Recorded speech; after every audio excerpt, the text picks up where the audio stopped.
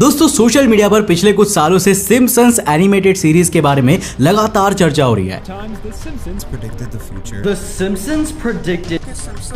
Simpsons predicting the future. Been asking how the Simpsons. क्योंकि पूरी दुनिया को हिलाकर रख देने वाले कुछ बड़े इंसिडेंट्स को सिम्पसन्स कार्टून के अंदर सालों पहले ही दिखा दिया गया था। तो आखिर ऐसा कैसे हुआ था? क्या सिम्पसन्स वाकई फ्यूचर प्रेडिक्ट कर सकता है या फिर इसके प्रेडिक्शन में किसी तरह का कोई झोल है? चलिए जानते हैं आज के इस एपिसोड में। तो हेलो गाइस, मैं हूं कौशिक और चलिए शुरू करते हैं एक और नए एपिसोड को।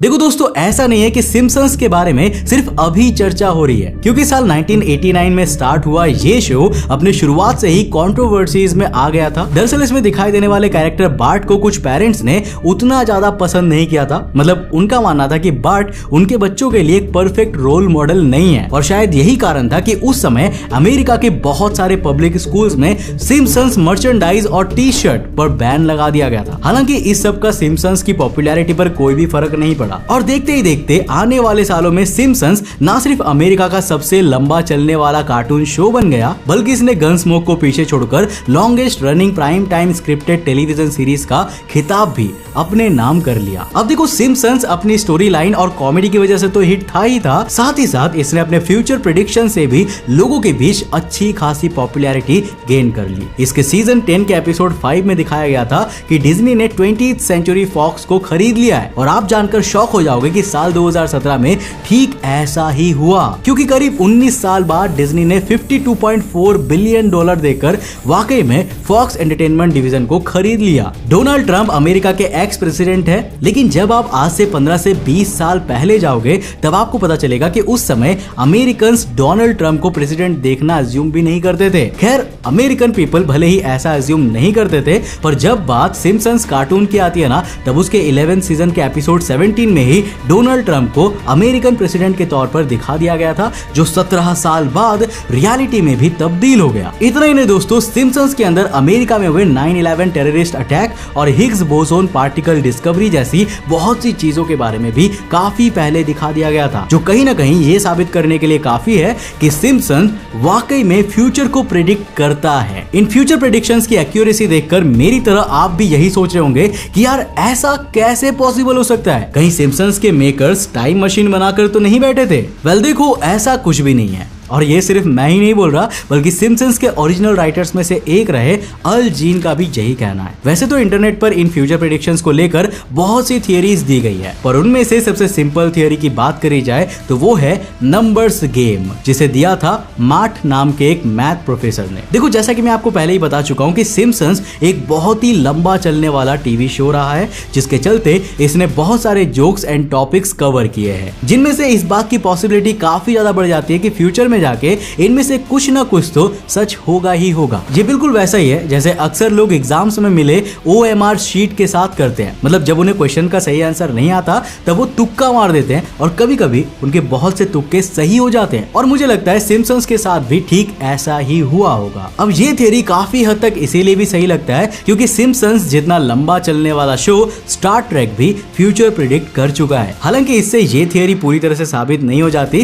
क्योंकि सिम्पसन्स में कुछ तो बात है जो इसे दूसरे शोज से अलग बनाती है। मतलब अगर कंपैरिजन करके देखा जाए तो स्टार ट्रेक में जहां 11 फ्यूचर प्रेडिक्शंस ही सही हुए हैं, तो वहीं सिम्पसन्स में इनका नंबर 43 है। और दोस्तों इतना ही नहीं, स्टार ट्रेक की ज्यादातर फ्यूचर प्रेडिक्शंस ना टेक्नोलॉजी से जुड़ी हुई रही है, जबकि सिम्पसन्स ने इनके अलावा भी कई ऐसी घटनाओं को प्रेडिक्ट किया है जो इसे शक के घेरे में खड़ा कर देता है। देखो, बार्ट जो कि सिम्पसन्स का एक मेन कैरेक्टर है, वो एक एपिसोड के अंदर एक मैगजीन पकड़े रखता है जिसमें $9 लिखा हुआ है, और पीछे बैकग्राउंड में वर्ल्ड ट्रेड सेंटर और ट्विन टावर बने होते हैं, जो देखने में बिल्कुल 9/11 जैसे ही लगते हैं। अब ये एपिसोड 9/11 घटना के करीब 5 साल पहले स्ट्रीम हुआ था, जिसके चलते इंटरनेट पर मौजूद ज्यादातर कॉन्स्पिरेसी थियरिस्ट ये दावा करते हैं कि ये प्रूफ है कि गवर्नमेंट को पहले से ही मालूम था कि 9/11 होने वाला है। खैर, एपिसोड में इस घटना के बारे में और कहीं भी कुछ भी नहीं बताया गया है, जिसे एक्सपर्ट्स ये कहते हैं कि ये हो ना हो सिर्फ और सिर्फ एक कोइंसिडेंस ही है। एक रिसर्च में तो ये भी सामने आया है कि सिम्पसन्स की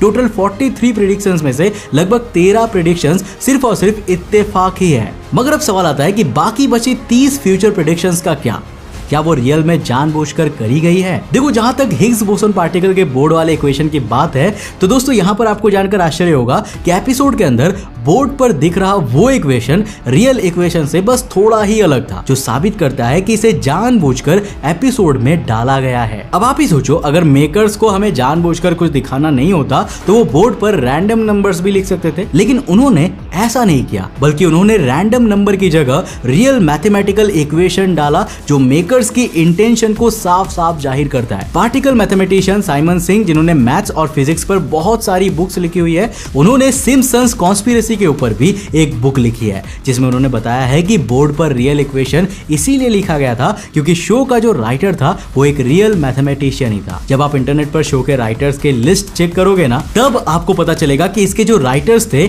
उनमें से ज्यादातर लोग बहुत ही ज्यादा टैलेंटेड और हाईली एजुकेटेड थे। Award-winning writers and producers of The Simpsons. Our panelists also hold an impressive array of degrees in mathematics, computer science, and और जिसने वो इक्वेशन बोर्ड पर डाला था उसके अंदर भी मैथमेटिक्स का एक कीड़ा था और वो चीजों को जेन्युइन दिखाना चाहता था, जिसने बाद में जाकर तहलका मचा दिया। अब अगर हम इसी पैटर्न के साथ चले ना, तो हमें और भी दूसरी चीजें समझ आ जाएंगी। रियल वर्ल्ड में सालों पहले डोनाल्ड ट्रंप ने प्रेसिडेंट बनने से इनकार कर दिया था। Sounds like political presidential talk to me, and I know people have talked to you about whether or not you want to run. I do get tired of seeing what's happening with this country, and if it got so bad, I would never want to rule it out totally. जिसके बाद Simpsons ने ये episode दिखाया जिसमें Trump president बन गए और उन्होंने अमेरिकन इकोनॉमी में काफी कुछ गड़बड़ कर दी, जो कि रियल में हुआ भी। सिम्पसंस का जो मेन पर्पस था वो यही था कि ये अमेरिका की रियलिटी का मजाक बनाता है, और ऐसे में जो भी शो रियलिटी का मजाक बना रहा है उसके अंदर की बातें 100% लॉजिकल होनी चाहिए। और शायद इसी लॉजिकल एक्यूरेसी को मेंटेन रखने के लिए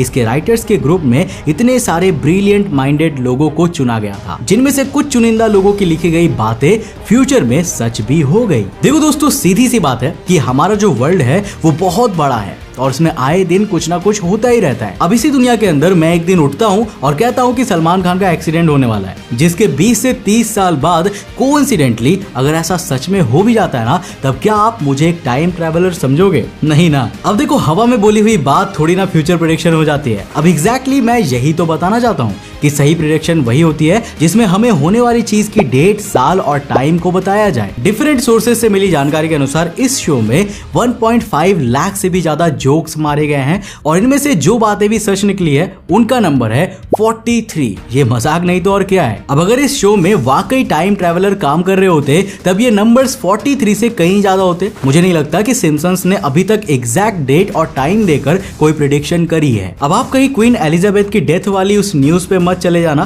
क्योंकि वो सच नहीं है। देखो, आजकल के जो कंटेंट क्रिएटर्स है ना, वो अपने फायदे के लिए कुछ भी दिखा रहे हैं, और एक हम है जो खुद रिसर्च नहीं करते और उनकी बातों को सच मान लेते हैं। अभी शो के अंदर रियल लोगों का मेंशन इसीलिए है क्योंकि इसके पीछे काम कर रही टीम रियल वर्ल्ड से कनेक्टेड है। इतना ही नहीं, कुछ फ्यूचर प्रेडिक्शंस के सच होने के पीछे इंस्पिरेशन का भी बहुत बड़ा हाथ है। मतलब दुनिया में क्रिएट हुई कोई भी चीज किसी न किसी दूसरी चीज से इंस्पिरेशन लेकर ही क्रिएट होती है। हो सकता है कि सिम्पसंस के अंदर लेडी गागा का जो शो हुआ था वो लेडी गागा ने इसी से देखकर किया हो, और जो एस्ट्रोनॉट होम देखने को मिला था वो भी इसी शो से इंस्पायर्ड हो। अब ये मैं यूं ही नहीं बोल रहा हूँ, बल्कि सिम्पसंस के अंदर एक नई फुटबॉल टीम के बारे में भी बताया गया था, जिसका नाम बाद में क्रिएट हुई एक टीम से मैच करता था। अब शुरू में तो इसको लेकर बहुत सारा हल्ला हुआ, लेकिन बाद में जब इस टीम के मालिक से नाम के पीछे का सच पूछा गया तब उसने बताया कि उसने टीम के नाम का आइडिया सिम्पसंस से ही लिया है। तो यार, इस नॉनसेंस क्रेज में मत फंसो और 21st सेंचुरी के पर्सन होकर